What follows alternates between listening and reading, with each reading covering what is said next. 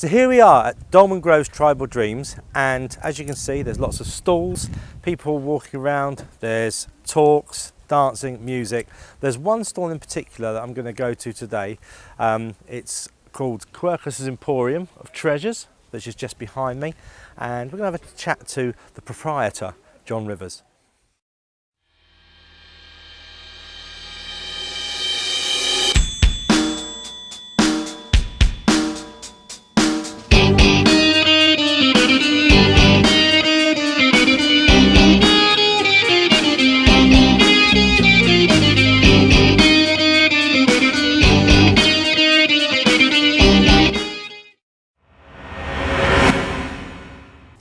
Hi, I'm Mitch. I'm James, And you're you're watching watching Spriggan Spriggan Miss TV.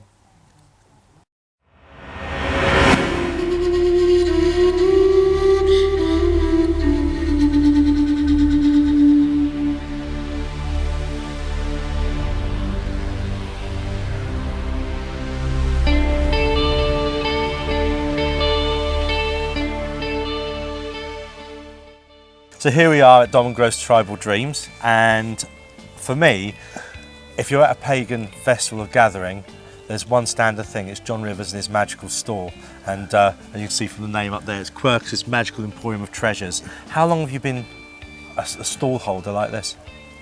Doing this on the pagan events, only a few years really, probably 3, 4, probably 5 years now, but I've been buying and selling stuff ever since the 70s. Wow. The very first started off, an aunt died, an elderly aunt, great aunt died, and the family asked me to do the house clearance. Could I sort out the sale of all the contents? Sure. And I just fell in love with buying and selling bric-a-brac and antiques. Without giving away your sources, but where do you get this from? I mean, some of the stuff is amazing. I mean, and how you've got such an eye for it. For instance, this. What made you see that, for instance, and say, do you know what? Somebody might like this, and people do. People do buy your stuff. Yeah, they do all the time. Mostly it comes from boot sales, auctions, Sure. charity shops, wherever I can spot it. But I always buy with the pagan in mind. So I'm not buying antiques in general. I'm buying things that I think the pagan community will enjoy owning, really. And if you don't mind me asking, how long have you been sort of in the pagan community? All my life. All your life? Yeah, well, although a lot of that I wasn't within the community, Sure. I was on my own. Because Yeah. I didn't know the community was there, really. So is this something that obviously has touched you since childhood?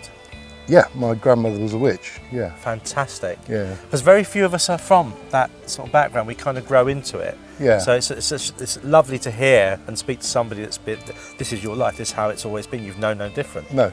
My maternal grandmother was a Welsh witch. My maternal grandmother was a Romany gypsy. Wow. So who became a Methodist, but still did the tarot reading and teacups and all of that stuff. So what is in the name of the stall? Where did you get Quercus? that? Yeah. Well, Quercus is my given witch name, Oh, I see. which is oak. Okay. Yeah. Right. So I was given that by an elderly, very wise witch who I've known for a long time. And I don't know why she said you're Quercus, but she did, and it's stuck. And obviously, it's a source of living, and you know, I know you do very well out of it because everybody's, you know, you're such a popular stall. But it's not just the money, is it, for you, this?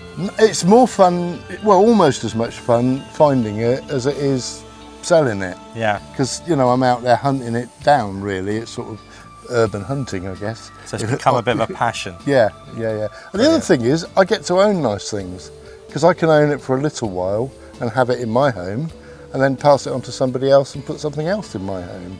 So I can, you know, I can always own nice things in my own home as well. And what is it about the Dolman Grove that you like? There's a sense of family, but it's sort of more than that because families have tiffs and that happens within the Grove, of course it does. But there's a sense of somebody's watching your back. Yes. And if you are in trouble, you've only got to say, could you help? And somebody will. And that's very true, down from a car breaking down to Yeah. people, you know, having, sometimes as everything happens in life, some things happen, there is a support network. Yeah. And is that one of the reasons you've decided to actually be a moot host for the Dolmen Grove? One of the things? Yeah, it's partly that. It's partly that there were 3 really, really lovely moots that I went to on occasion and tried to link people up and things like that have stopped for one reason or another, and it's left a very big hole for a lot of people in an area.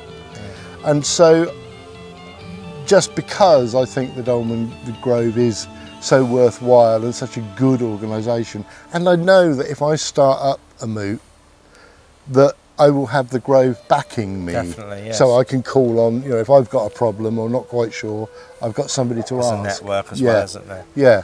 Brilliant. Well, I wish you every success with that. Obviously, we're only down the road because it'll be in Berkshire. Yeah, well, we're And, going to be an affiliated absolutely, moot, aren't we? of course. Yeah. But just thank you for bringing your stall to these marvellous events, because it's certainly a very colourful, and you could spend hours, I know people do, just browsing around the little menageries and things that you...